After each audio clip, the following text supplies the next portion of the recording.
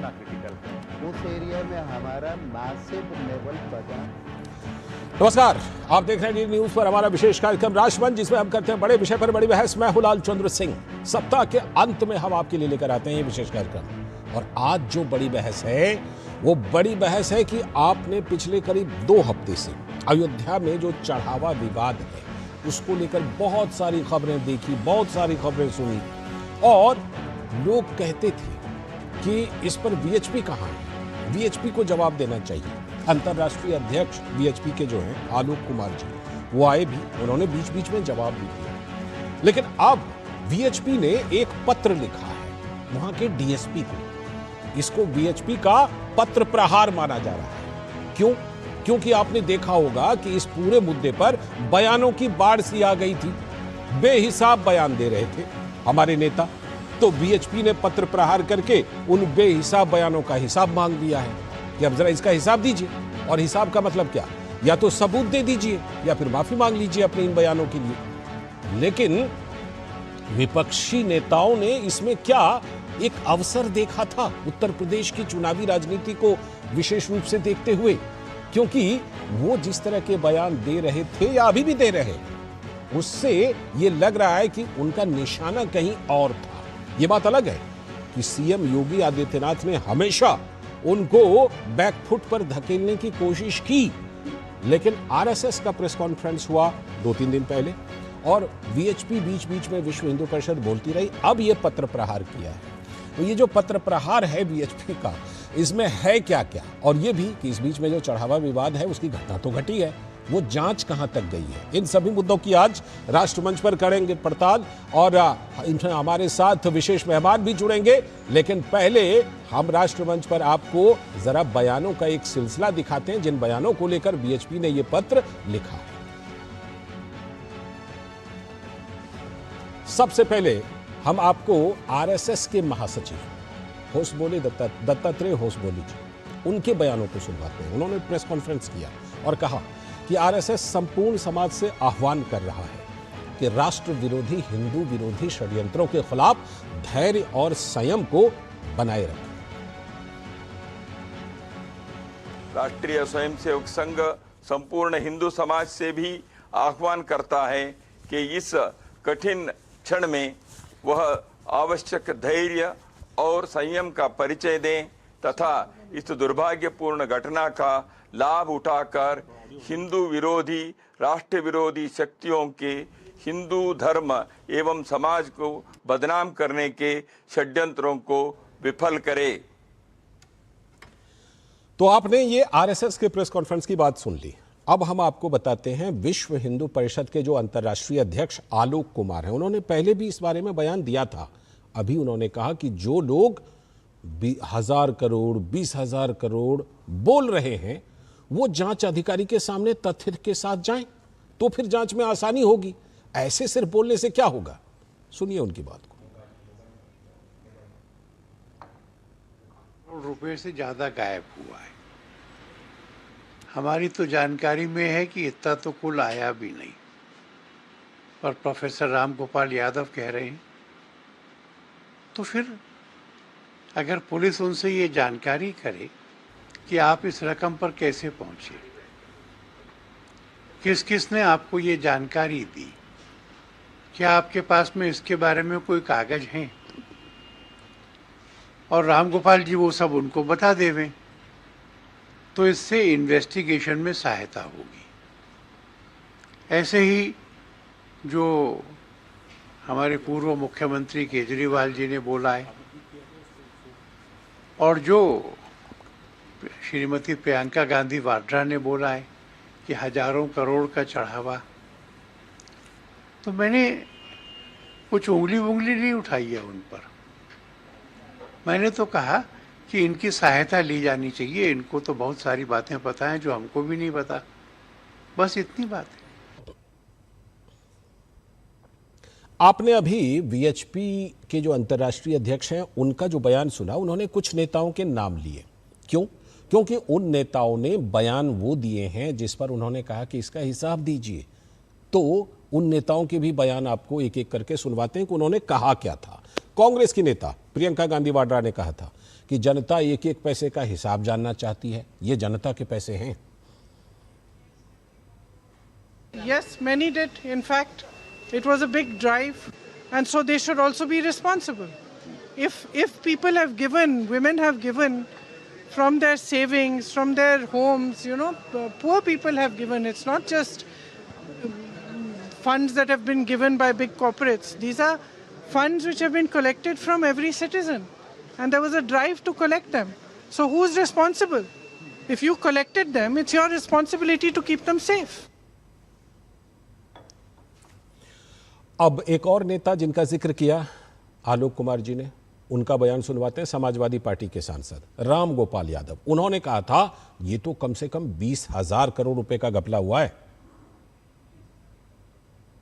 इसमें बड़े बड़े लोग शामिल हैं और कम से कम 20,000 करोड़ रुपए का घपला है। 20,000 करोड़ रुपए का सोना चांदी जेवर, लोगों ने 50-50 किलो सोना दिया, करोड़ों रुपया दिया, हीरे के हार दिए, करोड़ों रुपए, पता ही नहीं किसी। इस बीच में आपने एक वो खबर देखी होगी कि अरविंद केजरीवाल जी, जिनकी नानी मना करती थी, वो गए थे बीच में, तो उन्होंने, पूर्व मुख्यमंत्री दिल्ली के, उन्होंने, अरविंद केजरीवाल ने कहा कि लोगों के मन में काफ़ी ठेस पहुंची है।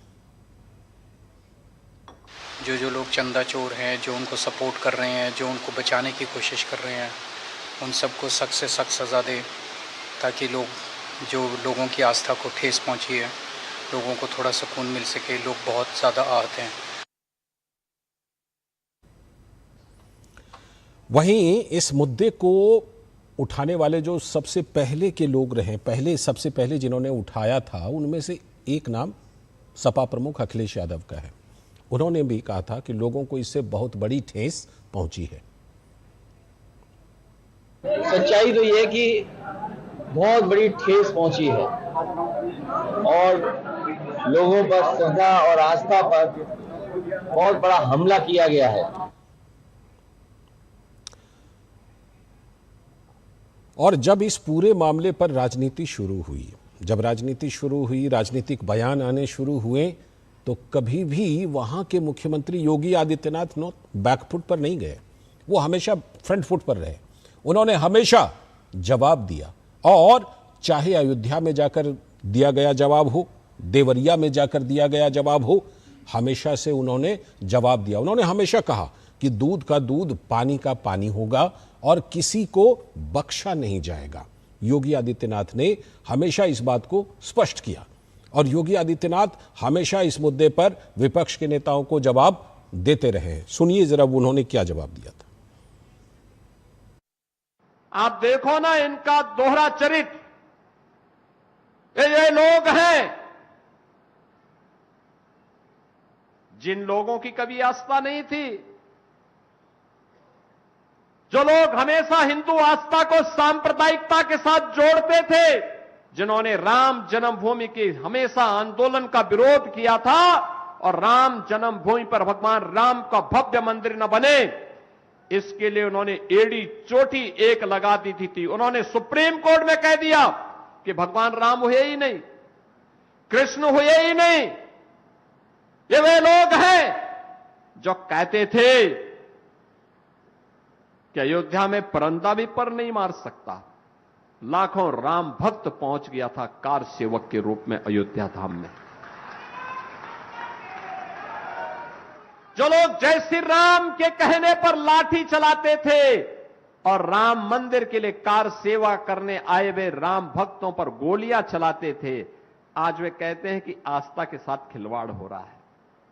ये आस्था के साथ खिलवाड़ नहीं, जो अपराधी होगा उसके खिलाफ कठोरता पूर्वक कार्रवाई होगी, लेकिन हिंदू आस्था के साथ किसी को खिलवाड़ करने के लिए छूट नहीं देंगे। तो ये आपने सुना किस तरह योगी आदित्यनाथ जवाब दे रहे हैं। उन्होंने आगे चलकर यह भी कहा था कि अगर इतनी आस्था जग गई है तो चलें मथुरा, कृष्ण जन्मभूमि को पर काम करते हैं, मिलजुल करके काम। बहरहाल जो भी हो, बयान लगातार एक दूसरे पर आते रहे हैं, इधर के भी और उधर के भी। कुछ और बयान आपको कुछ और नेताओं के सुनवाते हैं। समाजवादी पार्टी के सांसद, वहीं से अयोध्या से ही सांसद हैं अवधेश प्रसाद, उन्होंने कहा कि ट्रस्ट को भंग कर देना चाहिए। तो उत्तर प्रदेश के उप मुख्यमंत्री केशव प्रसाद मौर्य ने कहा कि मामले की जांच हो रही है और राम जन्मभूमि ट्रस्ट की ओर से जरूरी कदम भी उठाए जा रहे हैं।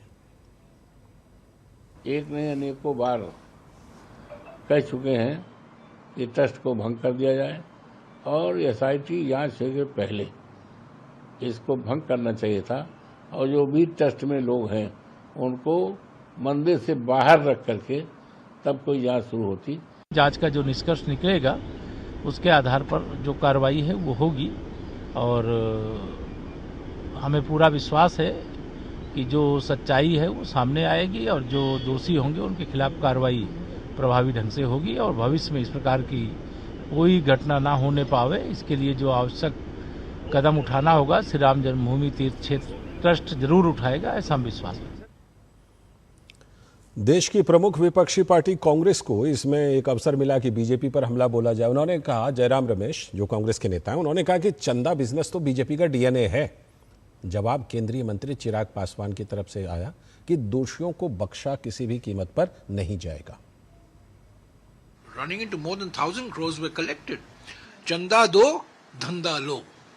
So this whole chanda business is part of the BJP's DNA. प्रधानमंत्री आदरणीय नरेंद्र मोदी जी ने जिस उत्साह के साथ और जिस तत्परता के साथ सुप्रीम कोर्ट का आदेश आने के बाद राम भक्तों की आस्था को सम्मान देते हुए रामलल्ला के भव्य मंदिर का निर्माण किया, कतई कोई ऐसा कदम मेरी सरकार के द्वारा किसी को भी बचाने के लिए नहीं उठाया जाएगा ताकि आस्था के साथ कतई कोई समझौता ना हो। एक एक व्यक्ति को चुन चुन कर उनकी जिम्मेदारी जवाबदेही तय करते हुए सजा दी जाएगी।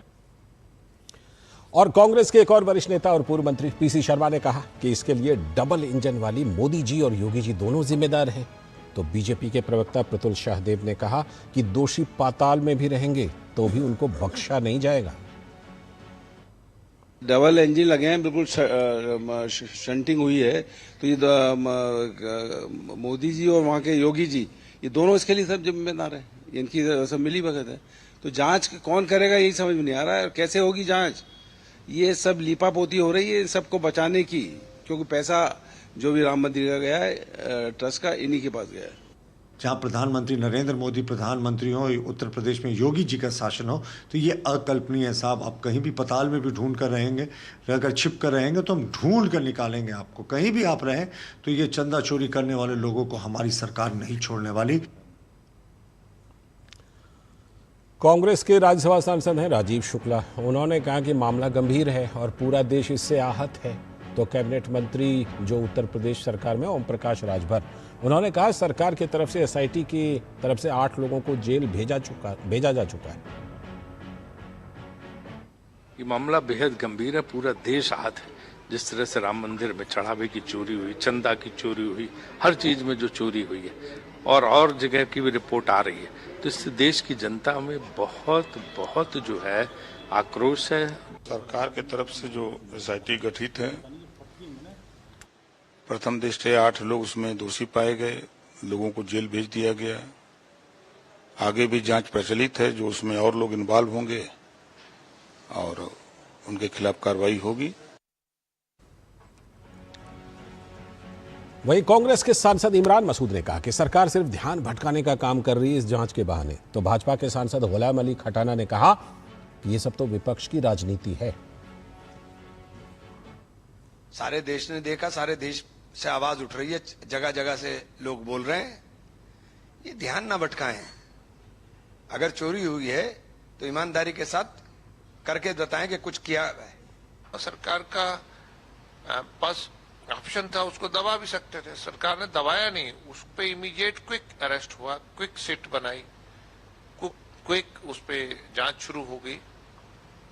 और अभी जांच के पहले ये सारे चीजें गिनना, ये हमें अपोजिशन का पॉलिटिक्स लगता है। आम आदमी पार्टी के सांसद संजय सिंह ने कहा कि बीजेपी और आरएसएस वाले आरोपी हैं। तो उत्तर प्रदेश सरकार में मंत्री हैं संजय निषाद, उन्होंने कहा आरोप प्रत्यारोप तो कोई भी लगा सकता है, लेकिन कानून तो अपना काम कर रहा है। जो भी क्या आरोपी होगा, आरएसएस और बीजेपी वाले ही आरोपी हैं, जो भी क्या है, जो भी कौन कौन नाइजीरिया का प्रेसिडेंट थोड़ी यहाँ पे आरोपी है। आरोप प्रत्यारोप कोई भी लगा सकता है। उस देश के कानून के मुताबिक कानून अपना काम कर रहा हो और उसमें जो भी दोषी हैं सब पकड़े जाएंगे और जेल जाएंगे और उनको सजा मिलेगी। इतने नेताओं के बयान आपको सुनवा रहे हैं और बयान वीर संजय राउत जी का बयान ना सुनवाएं तो अच्छा नहीं होगा। तो सांसद जो उद्धव गुट के सांसद संजय राउत हैं, उन्होंने कहा बीजेपी के लोग चोर हैं, महमूद गजनवी हैं। तो भाजपा के नेता और प्रवक्ता गुरु प्रकाश पासवान ने कहा कि सरकार गंभीरता और संवेदनशीलता के साथ इस मामले पर काम कर रही है। प्रभु श्री राम के अलंकार आभूषण सब चोरी हो गए और चोरी करने वाले भारतीय जनता पार्टी के चोर हैं। ये सब बीजेपी के महमूद गजनवी है। उसके खिलाफ आज महाराष्ट्र में शिवसेना आंदोलन शुरू करेगी। देखिए, ये पूरा मामला जब से आया है सरकार के संज्ञान में, पूरी गंभीरता और पूरी संवेदनशीलता के साथ सरकार काम कर रही है। एसआईटी गठित करना हो, एफआईआर करना हो, इंक्वायरी हो, इन्वेस्टिगेशन हो, अरेस्ट हो, सरकार ने एक तत्परता दिखाई है। और किसी प्रकार की, देखिए, हमारी सरकार, उत्तर प्रदेश की मुख्यमंत्री माननीय योगी आदित्यनाथ जी ने कहा है कि सख्त से सख्त कार्रवाई होगी, नजीर पेश करने का काम होगा। तो नेताओं के इतने बयान हमने आपको दिखा दिए, सुनवा दिए। आप समझ गए होंगे कि किस तरह पक्ष और विपक्ष में चल क्या रहा है। आज राष्ट्रमंच में इसी बड़े विषय पर बड़ी बहस करेंगे और पक्ष और विपक्ष दोनों तरफ से हमारे साथ विशेष मेहमान भी जुड़ेंगे। आगे चलकर ये भी बताएंगे कि आज राष्ट्रमंच पर हम कौन कौन से प्रमुख सवाल पूछ रहे हैं। एक छोटे से ब्रेक के बाद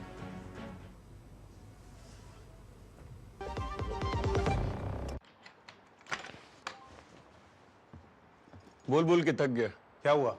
नया किडबैक चाहिए। तो पहले कैप्टन से बोलो, नहीं सुना तो मैनेजर से। करेक्ट। तो ऐसे ही पहले शिकायत बैंक से करें, 30 दिनों में जवाब या समाधान ना मिलने पर सीएमएस पोर्टल पर शिकायत करें। तो पहले बैंक फिर सीएमएस पोर्टल, नहीं तो शिकायत होगी नामंजूर। चले ले आ गया नया किडबैक। आरबीआई कहता है पहले अपना बैंक फिर आरबीआई ओम्बुड्समैन। पता है, लोग अक्सर मुझसे पूछते हैं कॉल सेंटर का स्टेडी जॉब क्यों छोड़ा। I wanted more out of life. बस मैंने अपना स्टार्टअप शुरू किया। जानना चाहोगे कैसे? Then start up your own business as an LIC agent. यहाँ सब कुछ है, great products, zero investment, leading organisation and unlimited opportunities. तो क्या आप तैयार है? LIC एजेंट बनो, अब बड़ा सोचो। हमारी वेबसाइट पर जाएं या अपनी नजदीकी LIC शाखा से संपर्क करें।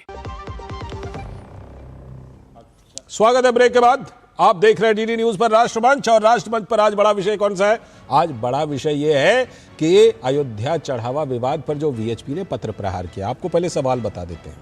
ये अयोध्या चढ़ावा विवाद पर VHP के पत्र प्रहार में है क्या क्या, हम आपको लगातार बताएंगे कि क्या कुछ विशेष रूप से उल्लेख किया गया है। दूसरा सवाल, VHP के पत्र प्रहार से क्या होगा बेहिसाब बयानों का हिसाब।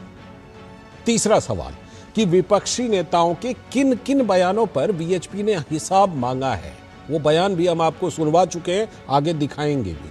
चौथा सवाल, अपने इन बयानों के लिए क्या विपक्षी नेता सबूत देंगे, या फिर अगर सबूत ना दे पाए तो माफी मांगेंगे क्या, ये भी एक सवाल है। और पांचवा सवाल कि अयोध्या चढ़ावा विवाद जो है उसकी जांच अभी तक कहां तक पहुंची है। इन सभी चीजों की हम करेंगे पड़ताल आज राष्ट्रमंच में, और इसीलिए हमारे साथ विशेष रूप से जुड़ रहे हैं कौशल कांत मिश्रा जी, भारतीय जनता पार्टी के प्रवक्ता। बहुत बहुत स्वागत कौशल जी। निखिल जैन, राजनीतिक विश्लेषक और बहुत ही मजबूती से विपक्ष के समर्थन में, कांग्रेस के समर्थन में बातें रखने वाले, निखिल जी स्वागत। पूजा मिश्रा जी, अक्सर जुड़ती रहती हैं, समाजवादी पार्टी की तेज तर्रार प्रवक्ता, बहुत बहुत स्वागत पूजा जी। हमारे साथ यही स्टूडियो में हमारे ठीक बगल में विनोद बंसल जी, आज जिसे कहते हैं VHP के हमारे साथ प्रवक्ता विशेष रूप से जुड़े हैं, क्योंकि आज पत्र प्रहार VHP की तरफ से ही किया गया है।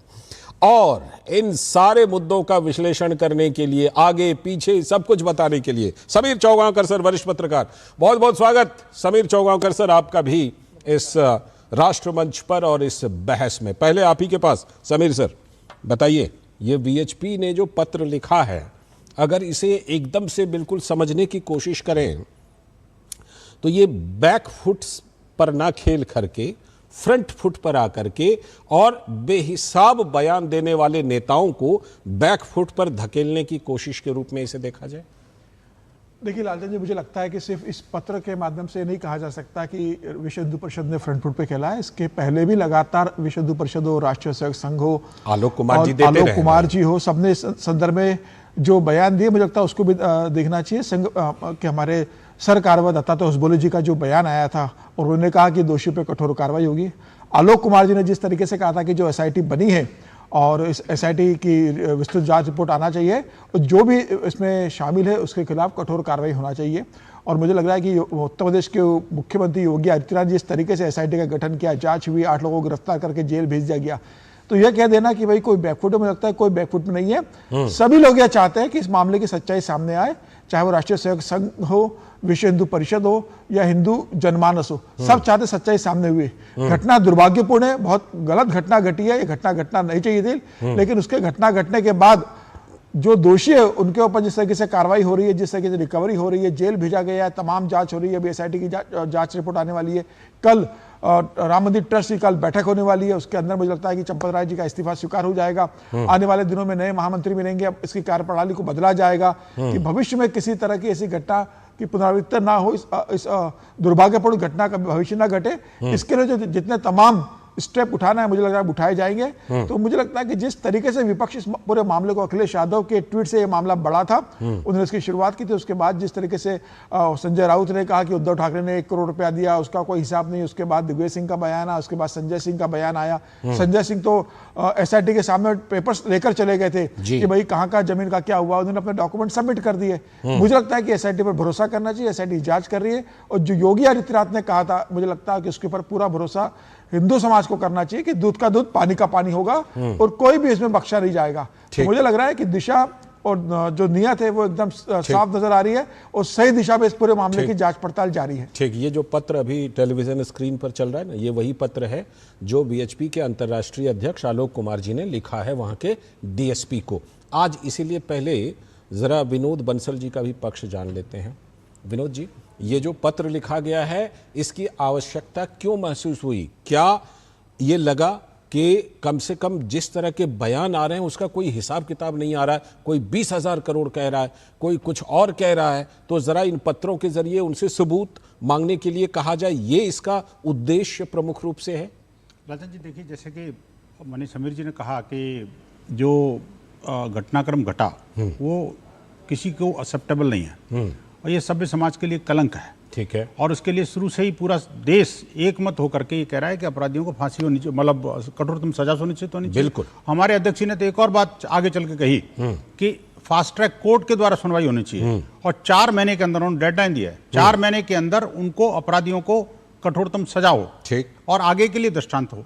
लेकिन प्रश्न ये हुआ कि इतना सब कहने और करने के बाद भी और दुनिया को पता है कि राज्य के अंदर योगी जी की सरकार है और ऊपर मोदी जी बैठे हैं, दोनों को मिलकर के दोनों की जो प्रासंगिकता है, प्रामाणिकता है और उनको कर्तव्य निष्ठा है वो दुनिया जानती है इसको कि वो दूध का दूध पानी का पानी कहते नहीं है, करते भी हैं, करके दिखाते भी हैं, इसीलिए जनता का विश्वास भी है। लेकिन इन सब के बावजूद भी हमने देखा पिछले कोई करीब 10-15 दिन से लगातार कुछ लोग हैं जो विस्फोमन करे जा रहे हैं और उनके जो सुरसा की तरह मुंह चौड़ा होता चला जा रहा है। किसी ने पहले कहा था कुछ लाख का घपला है, कुछ लोग कहता भाई करोड़ का घपला है, किसी ने कहा 100 करोड़ का, किसी ने 200 करोड़ का, अब तो 20,000 करोड़ हो गया भैया।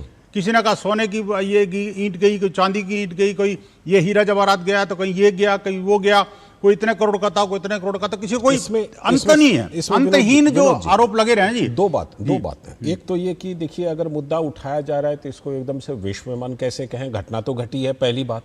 दूसरी बात ये कि ऐसे लोग भी सामने आए जिन्होंने कहा कि हमने स्वयं वहां पर कुछ जमा करवाया था, उसकी रसीद वहां से नहीं मिली, ठीक, और वो चीज अब हमें नहीं दिख रही। हालांकि बाद में ऐसी खबर भी आई और रिपोर्ट भी आई कि वहां पर एक कोई संग्रहालय है जहां पर कि अधिकांश और शायद सभी चीजें सुरक्षित हैं, ये भी खबर आई है। देखिए, खबर ही नहीं है।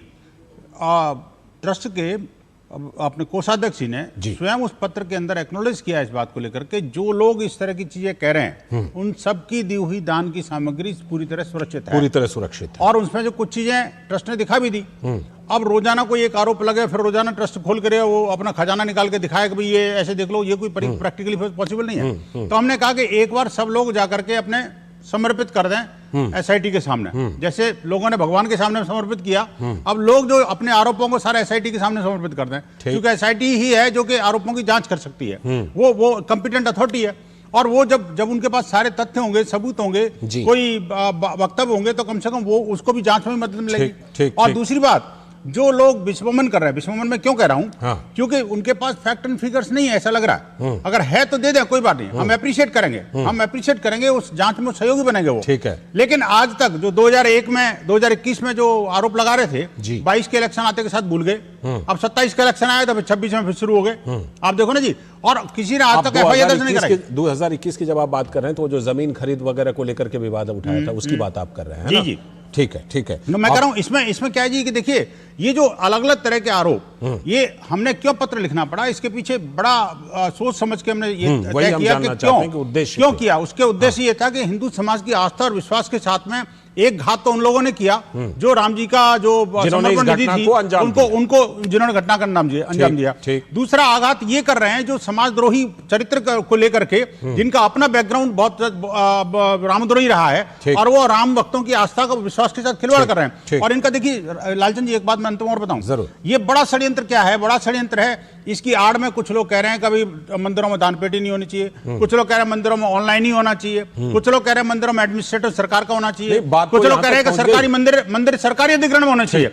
इन सब चीजों को विश्व हिंदू परिषद समाज स्वीकार नहीं करेगा। बात तो यहां तक पहुंच गई जब सीएम योगी ने कहा कि भाई अगर इतनी आस्था जगी है तो चलिए जन्मभूमि, मथुरा जन्मभूमि, कृष्ण जन्मभूमि को छुड़ाते हैं। नहीं तो उस पर जवाब क्या आया? उस पर जवाब ये आया कि वहां भी मंदिर बना करके इसी तरह का घटना देना है क्या, इसीलिए वहां मंदिर नहीं बनाना है। इस तरह की जवाब आई। मतलब ये कि हिंदू मंदिर जो है ऐसी घटनाओं के लिए बने हैं। ये बिल्कुल वही मानसिकता है जो राहुल गांधी कहते हैं कि मंदिरों में तो लड़की छेड़ने वाले जाते हैं। ये इस तरह की मानसिकता से ग्रसित लोग हैं, उनको बेनकाब करना जरूरी है। ऐसे बयान भी हैं। आज निखिल जी आपके पास आऊं, उससे पहले आज पूजा जी के पास। पूजा जी, आज पहले आपके पास आ रहा हूं, और इसलिए आ रहा हूं क्योंकि आपके नेता के ट्वीट के जरिए ये मामला प्रकाश में आया था और उस पर बात फिर आगे बढ़ी, यहां तक बात आई है। अब इसमें पूजा जी, इसमें तो कुछ गलत नहीं है कि चाहे रामगोपाल यादव जी कहें या अखिलेश यादव जी कहें, जो कुछ भी आप लोगों के पास प्रमाण है वो प्रमाण दे दीजिए और उसके बाद उस पर कार्रवाई हो। ये तो अच्छी बात है। अगर इस मामले को लेकर राजनीति ना करके और अगर इस मामले पर गंभीरता बरती जाए तो यह बात तो वाजिब है पूजा जी कि जो कुछ आपके पास प्रमाण है उसे प्रस्तुत कर दिया जाए। पूजा जी। लालचंद जी आपको नमस्कार, साथी को भी नमस्कार। 7 जून 2026 की घटना है जब माननीय राष्ट्रीय अध्यक्ष श्री अखिलेश यादव जी ने एक्सपोज किया था। उसके बाद में उनकी बेटी का कैरेक्टर असैसिनेशन भी चालू हुआ था। उसके बाद में 12 जून 2026 की घटना है कि चंपत राय जी ने झूठा एक वीडियो जारी किया था, आपके चैनल में भी चलाया होगा, कि यहाँ पर इस तरह की कोई घटना नहीं हुई है। और जो है अयोध्या पुलिस ने भी एक झूठा बयान जारी किया हुआ था कि इस तरीके की कोई घटना नहीं हुई है।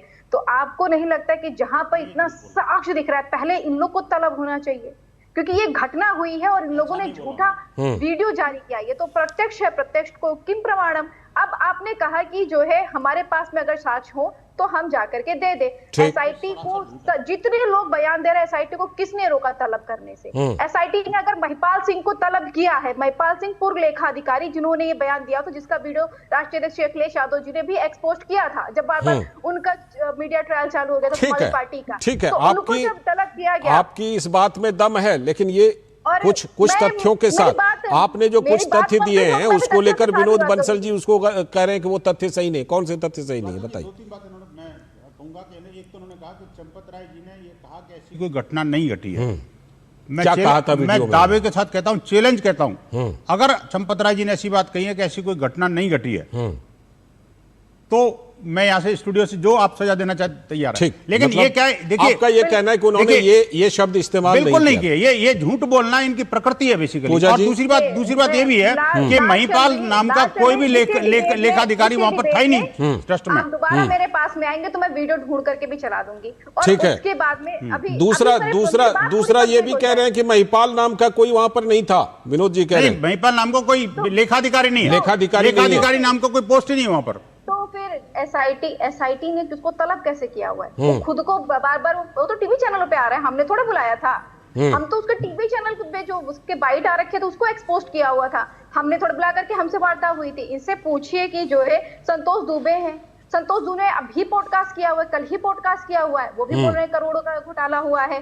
और इनके कटियार जी हैं, उनको भी भेजो सबको, कटियार जी को भी, संतोष दुबे को, सबको, दोनों को एसआईटी में जाना चाहिए। सबको कह रहे हैं कि सबको भेजिए। और ये बताइए ज्योतिष पीठ के शंकराचार्य जी हैं, वो भी कह रहे हैं, आपके द्वारका पीठ के शंकराचार्य जी हैं, वो भी कह रहे हैं, इवन धीरेन्द्र शास्त्री तो कह रहे हैं हमसे पर्ची निकलवा लो, मैं पर्ची निकाल दूं, लेकिन जो है फिर मेरे ऊपर परेशानी आ जाएगी। तो इतने सारे लोग कह रहे हैं, किसने रोका है एसआईटी को? किसी को तलब करने से, किसी से प्रश्न पूछने से, किसी को साक्ष्य देने से किसने रोका है? किसी को ऊपर एफआईआर करने से, किसी को जेल भेजने से लेकिन किसने रोका पूजा जी, है? पूजा जी यहाँ पर एक प्रश्न है, पूजा जी एक प्रश्न है, पूजा जी एक प्रश्न है। मुझे याद है कि सीएम योगी ने भी ये बात कही थी, यही बात अभी आलोक कुमार जी के पत्र से भी सामने आ रही है कि जिनके पास भी वास्तव में कोई भी साक्ष्य हो वो जरूर प्रस्तुत करें। बात पे तो भरोसा करने लायक है ही नहीं, क्योंकि जो है उन्होंने छात्रों को 24-24 घंटे में भरोसा दिलाया कि मैं जो है 69,000 भर्ती सोल्व कर दूंगा, मैं सुपर टेट करा दूंगा, 2018 से आज तक नहीं करा पाया। उन्होंने बोला कि मैं टीजीटी पीजीटी का एग्जाम करा दूंगा,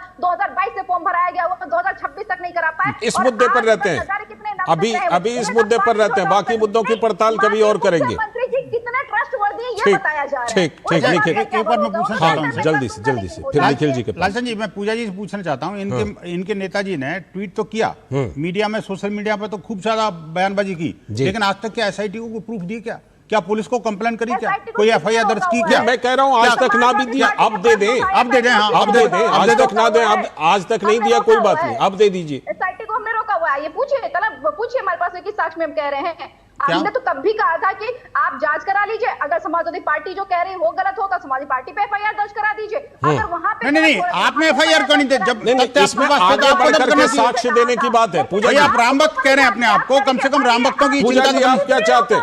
आप क्या चाहते हैं कि कोई भी ट्रस्ट या ये लोग आप मतलब नेताओं पर मानहानि का मुकदमा दायर करें, फिर वो अपना पक्ष रखेंगे? मैं कहता हूं वहां तक बात क्यों जाने देना, आपके पास साक्ष्य है उसको रख दीजिए। नहीं, हम कह रहे हैं कि जांच होनी चाहिए, आपको हमको घेरना है ना। अरे जांच तो हो रही है ना, जांच पे तो आपको विश्वास ही नहीं है ना। पहले एसआईटी गठित नहीं किया तब तक आप कह रहे थे एसआईटी गठित, अब आप दोनों रुक जाइए जरा, निखिल क्यों हो गई? आप कह रहे हैं उससे उसके द्वारा जांच होनी चाहिए, उसके द्वारा जांच होनी चाहिए। ठीक है, आखिरकार कब तक इस तरह ठीक है, निखिल जी के पास रुक जाइए, अब आप लोग रुक जाइए, पूजा जी रुकिएगा, पूजा जी रुक जाइएगा। अब निखिल जी, अभी हमने देखा जो पूरा मामला है उसमें कांग्रेस के नेताओं के जो बयान हैं वो तो हैं ही, और प्रियंका जी ने जैसे कहा कि लोगों की भावनाएं आहत हुई हैं, इस बात से सहमत हुआ जा सकता है।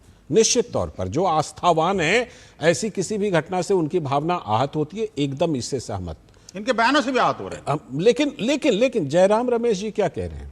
जयराम रमेश जी कह रहे हैं कि चंदा चोरी करना, ये चोरी करना, वो सीधे सीधे बीजेपी को टारगेट कर रहे हैं। ये मामला यहां तक कैसे पहुंच रहा है निखिल जैन जी, कि बीजेपी को टारगेट कर रहे हैं कि बीजेपी ने इसका इस्तेमाल किया या बीजेपी के पास ये गया? ये ऐसा कुछ है? कोई आधार है इसका बीजेपी को टारगेट करने का, या फिर एक अवसर है बस? लालचंद्र जी, 36 मिनट हो गए हैं। आशा चाहूंगा कि अब विनोद जी या फिर और कोई मेरी बात को बीच में इंटरजेक्ट नहीं करेगा जब मैं बोलूंगा। जब पूरा का पूरा ट्रस्ट बीजेपी की सरकार ने बनाया, ट्रस्ट में होम सेक्रेटरी हैं उत्तर प्रदेश के जो बीजेपी की सरकार के अंडर सर्व करने वाले एक अफसर हैं, निपेंद्र मिश्रा हैं जो प्रधानमंत्री मोदी के खुद के प्रिंसिपल सेक्रेटरी थे, वीएचपी के उपाध्यक्ष चंपत राय थे, और पूरा का पूरे ट्रस्ट के सारे लोग या तो वीएचपी से जुड़े हुए हैं या आरएसएस से जुड़े हुए हैं या मोदी सरकार के हैं या योगी सरकार के हैं। जब मंदिर कोर्ट की जजमेंट पे बना, बीजेपी सबसे पहले क्रेडिट लेने आ गई कि मंदिर तो हमने बनाया, जजमेंट कोर्ट की जजमेंट से बना था। चलिए ठीक है, आपने एक लड़ाई लड़ी, आपने ट्रस्ट बनाया, आपने लोग नियुक्त करे, तो ठीक है, बहुत अच्छी बात है, मंदिर आपने बनाया। अब मंदिर में जब घपला हुआ, नहीं जी हमने तो घपला नहीं करा है, किसने करा है पता नहीं जी। घपला, अगर आपने इतने सारे बयान चलाए लालचंद्र जी, एक बार ही निपेंद्र मिश्रा जी का भी बयान चला देते, जो जैसे मैंने कहा प्रधानमंत्री आप बोल दीजिए ना बयान, जो भी उन्होंने बोला है बोल दीजिए, कोई दिक्कत नहीं। उन्होंने तो ये कहा राम मंदिर में चंदा चोरी नहीं हो रही है, खुली ओपन रॉबरी डकैती हो रही है। बीजेपी के सांसद एक्स सांसद ब्रजभूषण सिंह का भी बयान चलाते जो कहते हैं कि मैं कुछ कहना नहीं चाहता, दिक्कत में आ जाऊंगा। एसआईटी को भेजो ना सारे बयान। वो मैं वही कह रहा हूँ कि कोई भी रहे, इधर वाले रहे उधर वाले रहे, यहाँ मामला ये नहीं कि इधर का या उधर का, जो भी दे दीजिए। एक तो बीच में वंसड़ी नहीं करिए, नंबर 1। नंबर 2, मैं देश का एक नागरिक हूं, पूजा जी देश की एक नागरिक है, हम यहाँ पे इन्वेस्टिगेटिव एजेंसी नहीं है। एसआईटी अंधी और गूंगी और बहरी बैठी है क्या कि एसआईटी को ये नहीं तो आपका काम सिर्फ बयान बहादुरी करना है क्या? टीवी चैनल पे देके बयान करना है और कोई काम नहीं है? आप नागरिक नहीं है क्या? ठीक, आप नागरिक है तो नागरिक कर्तव्यों का ठीक है, उनकी बातों को कंप्लीट सम्मान करना चाहिए। विनोद जी, उनकी बातों को जरा कंप्लीट हो जाने आप लोग आप यहाँ क्यों बैठे हैं? आप जाइए किसी मंदिर में चंदा चोरी करिए, आपका संगठन यही काम कर ये फिर ऐसे पर्सनल अटैक नहीं कर सकता मैं। देखिए ऐसे पर्सनल अटैक करेंगे तब कैसे? आपकी तरह नीच भाषा का प्रयोग नहीं कर सकता ना। मैं आपके लिए नीच शब्द का प्रयोग करूंगा ना मैं नीच भाषा का प्रयोग करूंगा। ये मेरी संस्कृति नहीं है। नहीं जी आपकी संस्कृति ऐसे पर्सनल अटैक एक दूसरे पर करेंगे तब कैसे? जब आपका तथ्य नहीं होंगे, सत्य नहीं होंगे तो व्यक्तिगत प्रहार पर उतर आते हैं। मैं कहता हूँ आप नागरिक कर्तव्य की बात करिए। आपने आप कह रहे हैं मैं नागरिक हूँ। आप नागरिक का कोई कर्तव्य नहीं है कि जांच एजेंसी का सहायता करें। आप नागरिक का कर्तव्य नहीं है कि जांच एजेंसी के पास जाकर के उनको सहयोग करें। अब मुझे बताइए आप जैन है, आपको जांच करने का तरीका आता है? आपको कानून की प्रक्रिया समझ आती है या नहीं आती? पहली बात ये एसआईटी नहीं है, ये इंक्वायरी टीम है। मैं एक बार अपनी बात पूरी कर लूं, इनका फेडर डाउन करेंगे, मैं अपनी बात पूरी कर सकूं। मैं अपनी बात पूरी कर सकूं। पूजा जी बोल रही थी उनके ऊपर ये बोल रहे हैं, मैं बोल रहा हूँ मेरे ऊपर ये बोल रहे हैं। ये अलग चोरी भी करो, जीना चोरी भी करो। ठीक है, रुकिए मेरे एक सवाल का जवाब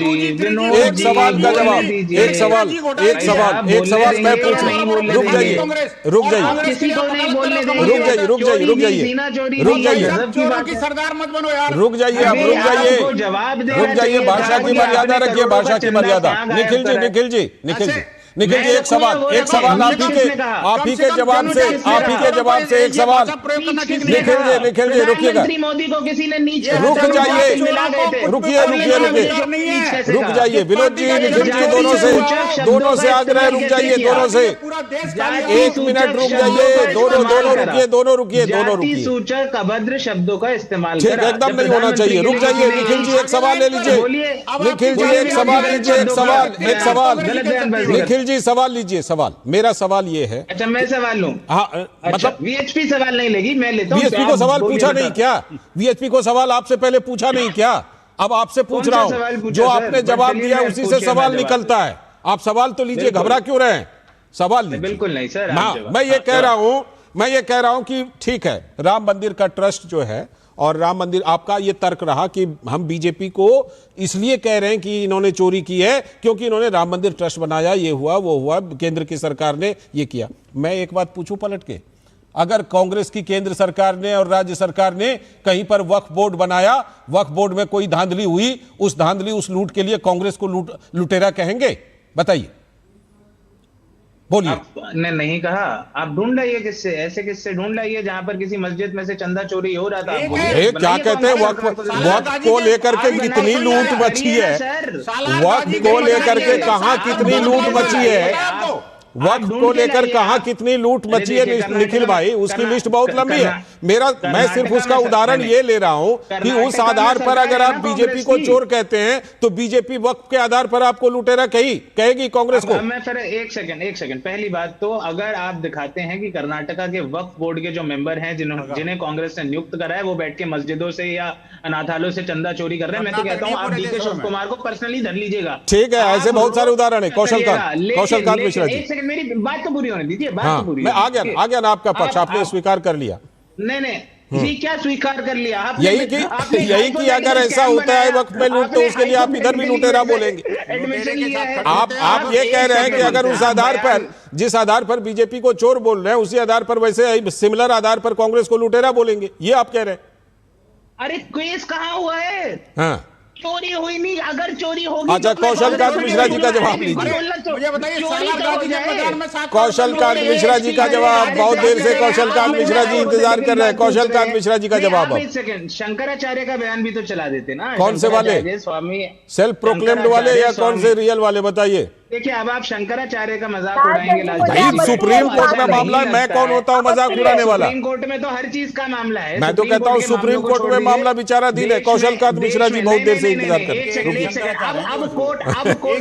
कौशलकांत मिश्रा जी का जवाब, रुकिए आप सब लोग थोड़ा सा रुकिए। कौशलकांत जी बहुत देर से इंतजार कर रहे हैं। शंकराचार्य स्वामी अविमुक्तेश्वरानंद सरस्वती का बयान भी आप चलाइए। बस वो शंकराचार्य जी, उनका मामला सुप्रीम कोर्ट में है। वो हैं भी या नहीं है। अच्छा, तो अब जो मोदी जी के खिलाफ बोल दे वो सुप्रीम कोर्ट में नहीं, क्यों नहीं, दूसरे वाले शंकराचार्य बोले तो हम क्यों कहेंगे कि सुप्रीम कोर्ट में मामला है? उनका मामला क्लियर है तो क्लियर है। बोला था प्राण प्रतिष्ठा कौशल कांत मिश्रा जी, कौशल कांत मिश्रा जी का बयान। आप रुक जाइए, आप लोग विनोद जी, निखिल जी रुक जाइए, कौशल जी को बोल लीजिए। कौशल जी कहा जा रहा है बीजेपी पर सीधे आरोप, बताइए। निखिल जी कह रहे थे कि 37 मिनट, मैं 47 मिनट से सुन रहा हूँ। अब मैं उम्मीद करूंगा कि कोई बीच में नहीं बोलेगा। 42 ही हुआ, ठीक। जो यहाँ से दिख रहा है 5 मिनट आगे रखते हैं। कौशल जी कह रहे हैं आप 5 मिनट आगे रखते हैं कहीं दूसरी जगह समय पर पहुंचने के लिए।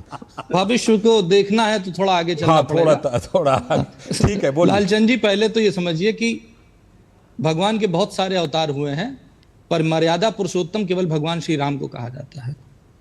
तो भारतीय जनता पार्टी का पक्ष यह है कि मर्यादा पुरुषोत्तम भगवान राम की सेवा में जो कोई भी लोग लगे हुए हैं, उनकी मर्यादा की लक्ष्मण रेखा बहुत बारीक है। अगर उस सेवा में रहना है तो आपको उस लक्ष्मण रेखा का सम्मान करना पड़ेगा, और वो लक्ष्मण रेखा आप नहीं तय कर सकते, जनता तय करेगी, भारतवर्ष का हिंदू तय करेगा, पूरा भारतवर्ष तय करेगा। वो कोई भी हो, भारतीय जनता पार्टी का पक्ष क्लियर है। योगी जी, मोदी जी का साफ साफ स्टेटमेंट है कि जो भी लोगों ने चोरी की है उनको संविधान सम्मत कड़ी से कड़ी सजा दी जाएगी, और बीएनएस के थ्रू जो लोग उस संगठित अपराध में शामिल होंगे उनको उससे भी कठिन सजा दी जाएगी। ये क्लियर कट स्टेटमेंट है। अब मेरे मित्र पूछ रहे थे कि 2-4 चीजें बता दीजिए, मैं लिस्ट लेके बताना चाहता हूं कि केरला में शबरीमाला के मंदिर से 150 सोने चांदी की ईंटें गायब। सवाल शांत।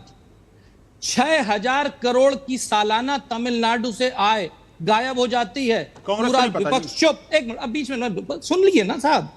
12,000 मूर्तियां तमिलनाडु के मंदिरों से गायब। 2022 में चेन्नई हाईकोर्ट में फॉरेंसिक ऑडिट का आदेश दिया है। 48,000 एकड़ लैंड गायब हो गई तमिलनाडु के मंदिरों की। कोर्ट में रिटन एफिडेविट देकर सरकार ने किया है। सरकारी चोरी के चलते 12,000 मंदिर तमिलनाडु में बंद हो गए हैं। सारा विपक्ष मुंह में दही जमाए बैठा हुआ है। वहीं पर अगर हम बात करते हैं उड़ीसा, अभी तो सरकार आई ना, उसके पहले की सरकार का स्टेटमेंट देखिए ना। आपको पता है देश में पुरी जी की मंदिर की कितनी लैंड है? 7 करोड़ एकड़। उस 7 करोड़ एकड़ में से 4 करोड़ एकड़ लैंड गायब हो गई। किसी को कुछ पता नहीं, सब सो रहे हैं। समस्या क्या है कि राम मंदिर पर राजनीति की रोटी केरल के मंदिरों की चोरी के लिए कभी जो है कहा एलडीएफ की सरकार को चोर। अरे सुनिए ना, अभी जो मेरे मित्र बोले, अरे सुनिए, अरे भाई निखिल जी, सुनिए, तमिलनाडु की चोरी के लिए कभी डीएमको को चोर कहा था। निखिल जी, अरे लालचंद जी, बीजेपी विपक्ष में है। अरे लालचंद जी, पहले के घटनाओं के बारे में बोल रहा हूँ। अरे जो तथ्य कौशल जी ने दिए हैं, करने दीजिए, अभी पूरा तो करने दीजिए। अरे पूरा तो करने दीजिए।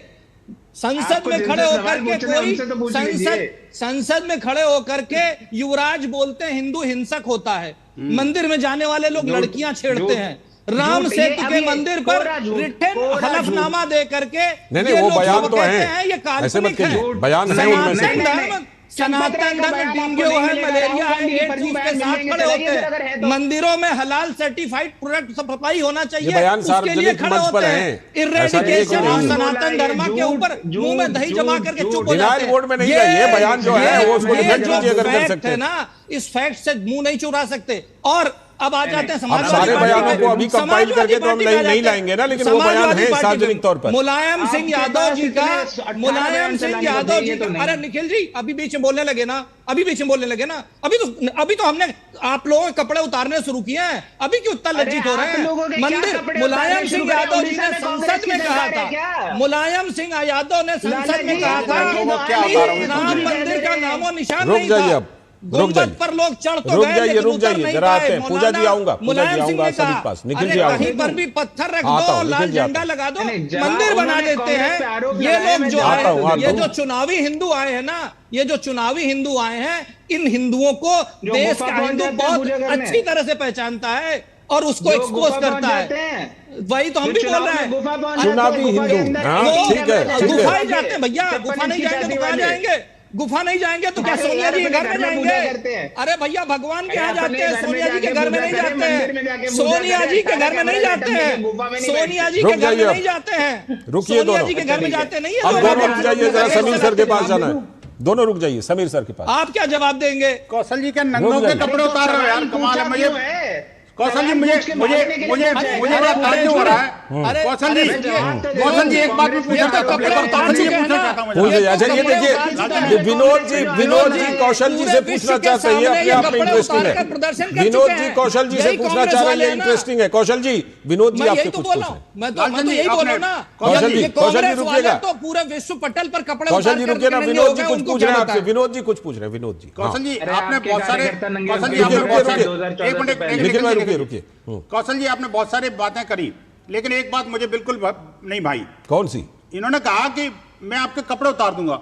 या जो पहले नंगे हैं उनके क्या कपड़े उतारोगे? नहीं छोड़िए ये सब कांग्रेस के कपड़े नहीं है। समीर सर पहले ही नंगे हैं। ठीक समीर सर ये बताइए, मंदिर से एक मिनट रुक जाइए समीर सर कांग्रेस की बात कर रहा हूँ, निखिल जी आपकी बात नहीं कर रहा। रुक जाइए, दोनों रुक जाइए। समीर सर बात, एक बात तो देखिए सीधी सी बात है, इसमें राजनीतिक अवसर नेता हमारे तलाश रहे हैं। यहां पर दो सवाल उठते हैं। एक तो ये कि ऐसा ही राजनीतिक अवसर तब क्यों नहीं तलाशा जाता जब केरल से, तमिलनाडु से, कर्नाटक से इस तरह की खबरें आती हैं, पहली बात। दूसरी बात, एक मिनट रुक जाइए, बड़े बड़े मामले आए भाई, बड़े मामले आए हैं भैया, रुकिए ना, रुकिए भाई, बड़े मामले आए हैं। लेकिन उत्तर प्रदेश की राजनीति में भी, उत्तर प्रदेश में राजनीति में भी समीर सर क्या जो है पिच जो है वो बदल गया है समीर चौहान सर, क्योंकि पूरा मामला जो पीडीए से अखिलेश यादव ने शुरू किया था, अब पूरा का पूरा मामला उस फील्ड पर आ गया है जहां की सबसे मजबूत खिलाड़ी वहां पर बीजेपी है। समीर सर, उड़ीसा में आज बीजेपी की सरकार है, पिछले 30 साल से बीजेपी के समर्थक की सरकार थी। आप कांग्रेस से अब रुक जाइए थोड़ा, समीर सर को सुनिए, सब लोग समीर सर को आते हैं, पूजा जी निखिल जी सबके पास आऊंगा, थोड़ा शांत हो जाइए, सब लोग शांत हो जाइए। तमिलनाडु पे आप 48,000 एकड़ जमीन का गमन का लालचंद जी, ये वही कांग्रेस पार्टी और समाजवादी पार्टी है जिन्होंने थिरुपरनकुंड्रम के जजमेंट देने वाले जज के खिलाफ महाभियोग पे साइन किया था। ये आए हैं मंदिर की सेवा करने की बात। आप कहां से आएंगे भाई? आपका क्या क्रेडिट होता है? ये केवल लालचंद जी, ये असदुद्दीन ओवैसी के साथ पूरे विपक्ष की घर वापसी है। असदुद्दीन ओवैसी के साथ विवाद की बात कर रहे हैं, कार्तिकेय दीपम विवाद की बात कर रहे हैं, वो रुक जाइए चाहिए। रुकिए समीर सर को, सब लोग सुनिए, सब लोग सुनिए समीर सर को, एक मिनट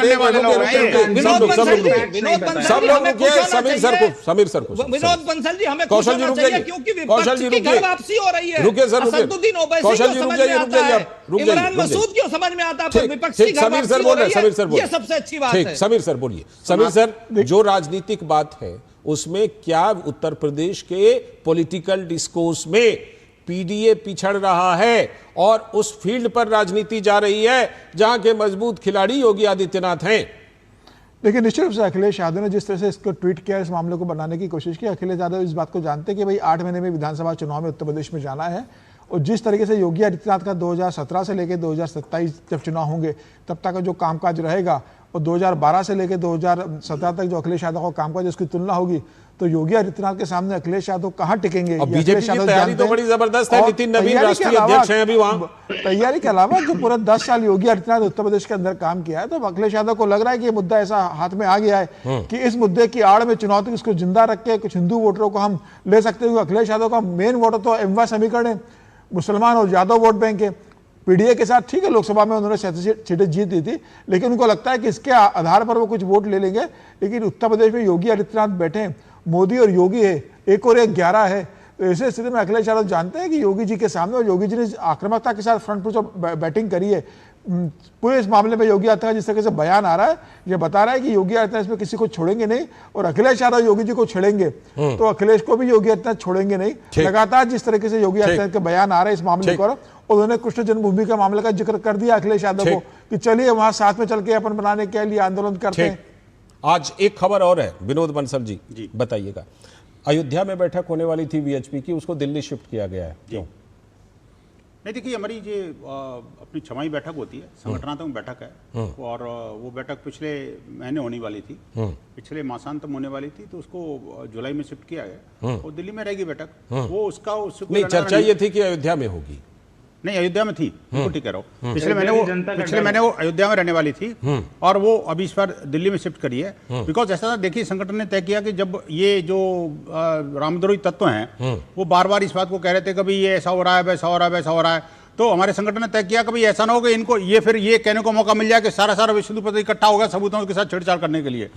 तो इसलिए हमने, मतलब ये इनका पता नहीं है ना, तो ये तो रामद्रोही है, रामद्रोही का चरित्र और चित्रण क्या होगा कुछ कल्पना नहीं कर सकते। तो हमने सोचा अभी इसको बेटर है कि उसको दिल्ली में रखते हैं और दिल्ली में बैठक होगी अभी 19-20 तारीख को, और उसमें जो भी संगठन की गतिविधि हमारे उसमें एक चर्चा होगी। निखिल जी, लेकिन एक बात मैं कह रहा हूँ, देखिए जो इन्होंने समीर जी बोला, मैं एक बात कहना चाहता हूँ, देखिए कि ये जो 27 का जो है ना, 27 का जो टारगेट है ये बहुत भारी पड़ेगा। मैं तो राजनीति के विषय नहीं जानता, पूजा जी, लेकिन मैं कह रहा हूँ, देखिए ये मैं कहता हूँ, ये चिंटू पिंटू यादव जो है ना, जो घूम रहे हैं उसमें आरोपी है, वो कहीं ना कहीं कनेक्शन अभी जो आ रही है सूत्रों से जानकारी, तीनू यादव जो भी चिंटू पिंटू तीनू जो भी यादव है, जो भी यादव है, वो उनका कनेक्शन वो उन्हीं यादव बंदियों से। पूजा जी, पीडीए का नैरेटिव पीछे छूट रहा है क्या? कोई मुसलमान नहीं थे, रुक जाइए, आपने देखा अब इनको मुसलमान नजर आ गया।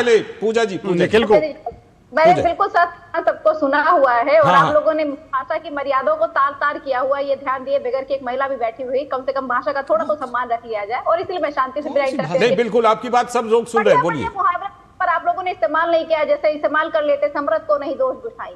यहाँ पे 1 घंटे से यही चल रहा है, जो समरथ है, जो सत्ता में है, उससे प्रश्न नहीं पूछा जाएगा। गोस्वामी क्या कह रहे हैं?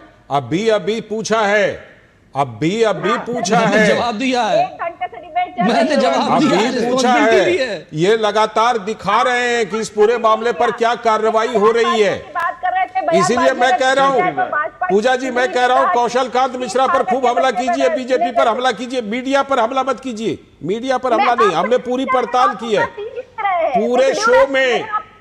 मैंने आप पे नहीं कहा, मैंने यही कह रही हूँ, मैं चाहे पत्रकार महोदय हो, चाहे विहिप के हो, इन्होंने पत्र लिखा, पर इन्होंने जो है किसी के ऊपर में उसमें आप उठा करके देख लीजिए, सरकार के सत्ता पक्ष से जो लोग बोल रहे हैं उनके ऊपर में प्रश्न नहीं किया कि इनके बयान किस तरीके से आ रही, वही तो एक पत्र आप भी कर दो ना पूजा जी, तो टीपू जी भी कर देना एक पत्र SIT को। कौन सा वाला?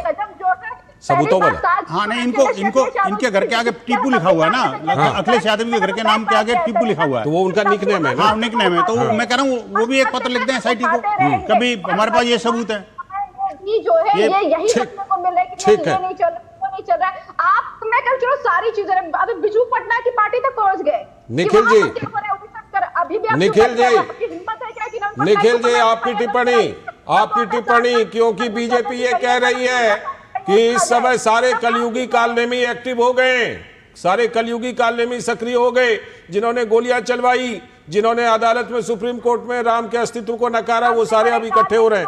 जो संत का वेश धारण करके और निखिल जी, तरीके से हरकतें चल रही है। लालचंद जी, पूजा जी बिल्कुल सही कह रही हैं कि अभी तक डिबेट में सारे सवाल तो कभी कांग्रेस से, विपक्ष से, जयराम रमेश से, इससे उससे, जिन्होंने चंदा चोरी करी है VHP ने, उनसे सवाल नहीं। अरे यार, क्या चोर बीजेपी से, जब BHP ने करी है तो फिर आप मान क्या कर रहे हैं?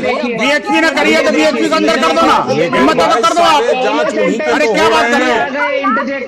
इनको सवालों से भाग रहे हैं, पकड़े गए, ये सवालों से भाग रहे हैं। ये जो बार-बार चर्चा है, निखिल भाई, आज की चर्चा क्या है? चंदा बोल चर्चा ये है कि BHP ने जो पत्र प्रहार किया है, वो पत्र प्रहार आपके बयानों पर किया है। कर रहे हैं आप, पहले सेंटेंस पे आप पकड़ने वाला नहीं है, निखिल जी, SIT का नोटिस आने वाला है। जो भी प्रमाण है उसको प्रस्तुत कीजिए, पत्र प्रहार पर जो भी प्रमाण है उसको प्रस्तुत कीजिए, सीधी सी बात है। नोटिस आने वाला है, सम्मान करेगी SIT। भगतना इधर उधर के उलझुल बयान मत करो, किसी को SIT ने कुछ कौशल कांत मिश्रा जी का चलते एक लाइन का जवाब। कौशल कांत मिश्रा जी, निष्पक्ष जांच और दोषियों को कड़ी सजा, कोई बचेगा नहीं। क्या होगी? हाँ, मैं बोल रहा हूँ, मैं पूछ रहा हूँ, कौशल कांत जी, दोषियों को सजा मिलेगी, चोरी की सजा, निष्पक्ष जांच होगी, लालचंद जी, योगी जी का सुन तो लीजिए, योगी जी का बुलडोजर। आप लोग प्राय हमारे ऊपर, मीडिया के ऊपर हमला कर देते हैं। अरे भाई, योगी जी का बुलडोजर चाबी लगा के स्टार्ट करके खड़ा है, चिंता न कीजिए। जैसे ही किसी आप क्या चाहते हैं कि किसी घटना पर आपकी तरह हम बीजेपी को चोर बोल दें, तब आप संतुष्ट होंगे? तब जाकर आप संतुष्ट होंगे? आपके नैरेटिव को मैं बोल दूं, समाजवादी पार्टी, तब जाकर आपको लगेगा कि मीडिया सही काम कर रही है। जाइए, मैं तो ये कह रहा हूँ, समय समाप्त हो रहा है, समय समाप्त हो रहा है। मैं कह रहा हूँ, जिनके पास जो कुछ है, जाइए निष्पक्ष जांच के लिए प्रस्तुत कीजिए प्रमाण को। बहुत बहुत शुक्रिया पूजा जी, निखिल जी, साथ में हमारे साथ विनोद बंसल जी जुड़े थे, और साथ में कौशलकांत मिश्रा जी और समीर चौगांवकर सर। बहुत बहुत धन्यवाद इस राष्ट्रमंच पर जुड़ने के लिए। जाहिर सी बात है कि इसमें एक बात तो बिल्कुल साफ है, राजनीति करने की पूरी कोशिश हो रही है, लेकिन अगर बीजेपी और वहां की मोटे तौर पर योगी आदित्यनाथ की सरकार दोषियों को पकड़ करके उनको सजा दिलवाती है, तो निश्चित रूप से ये मामला जो है उसमें बीजेपी के लिए भी एक संभावना है, क्योंकि फिर लोगों का भरोसा और बढ़ेगा। आज के राष्ट्रमंच में इतना ही। हमारी पूरी टीम को दीजिए अनुमति। नमस्कार।